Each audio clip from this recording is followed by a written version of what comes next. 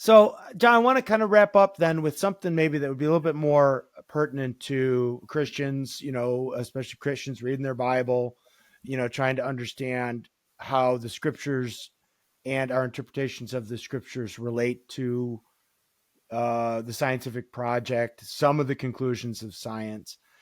So maybe one way I could formulate this question would be,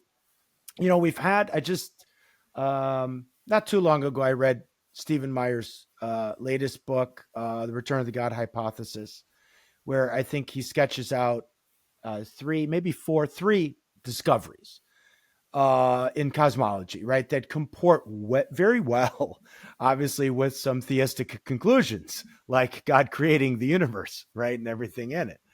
But of course, we've had the long history of Darwinian evolution, or whatever version of that we have now. So how do you, when you teach your students and you go about just engaging it with folks at church and stuff, how do you sort of walk people through this intersection and, often this butting of heads between what seems to be, our best interpretations of the scriptures and the provisional, at least, conclusions of, the current scientific community? Well, I guess when current conclusions of the scientific community look like they're agreeing with the Bible, I get kind of excited and say, here's a great, since science is considered the gold standard for truth in our culture, here's something we can draw from and say, hey, look, here's some evidence for God that we see that science is uncovering. So the fine-tuning is one example that I like a lot. Even Big Bang Theory, which in some quarters is seen as, that's an atheistic story for how we got here. Yeah, but it's pointing to a beginning to the universe. It's rather troubling to atheists, because if you're a materialist, where did the matter come from? So I look at those areas and try to encourage people to say, gee, this is kind of faith building. And the heavens are supposed to declare the glory of God. I mean, and science is seeing that. So, wow, that's great. Okay, so let's get excited. But there's areas where it doesn't agree. And there I would tend to caution people, don't assume the Bible's wrong, right? I mean, that's sort of, I don't know why it is that way. Maybe because we place too much value on science being right or something. Since they gave me my smartphone, I guess it must be true, But when it disagrees, what I found so interesting is that the major disagreements between Christianity and science that are out there boil down to a conflict, not between Christianity and science per se, but between Christianity and naturalism. It's actually a religious conflict, and naturalists have sort of cloaked themselves with science and said, see, we're right. But when you start looking at, the tension areas where they don't look like they agree today out there, it's usually the naturalistic interpretation of the data that's the issue. Not that the data can be scratched over and said, well, I can come up with a plausible way as a Christian to understand what this data is showing us. So that tends to be my approach is, rejoice in the agreements and then don't assume the Bible's wrong. If there's a disagreement, look for where naturalism has demanded an answer that creates the conflict that you see. But okay, there's one benefit to being an old man, okay? Here. This is the one, so listen up, everybody.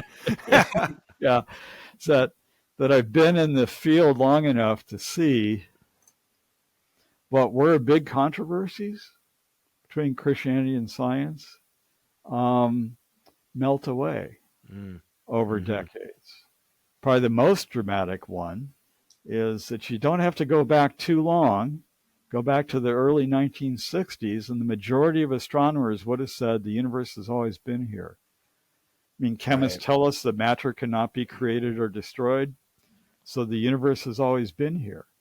And then suddenly it's like, wait, it's expanding.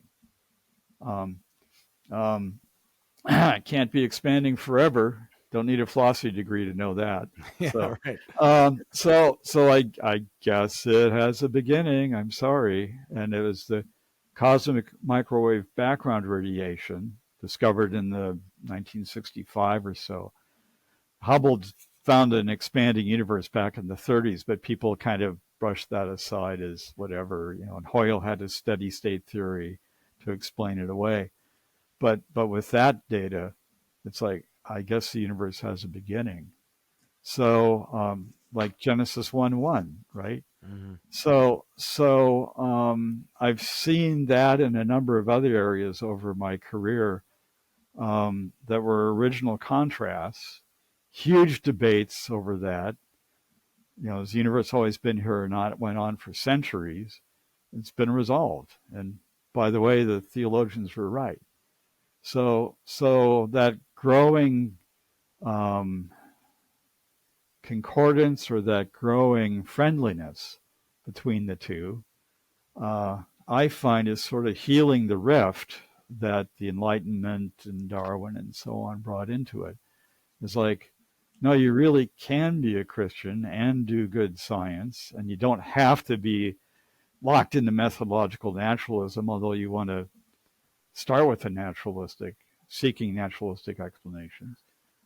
I find it's really kind of fun to be a Christian knocking around in the sciences today, just because there's this, I've seen over my lifetime and such, this growing agreement.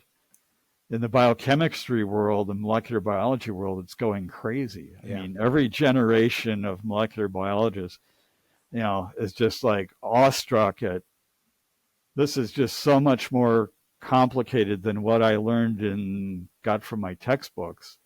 Next generation, this is just so much more complicated than what was in my textbooks.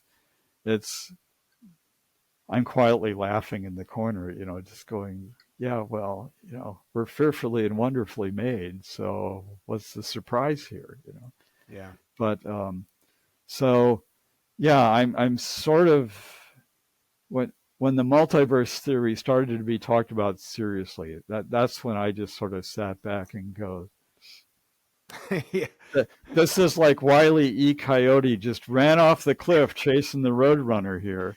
Yeah. And his feet are spinning in midair. And he finally looks down. You look down and you go, I've just left objective science behind there, trying to avoid the fine-tuning that screams that there's somebody behind this universe.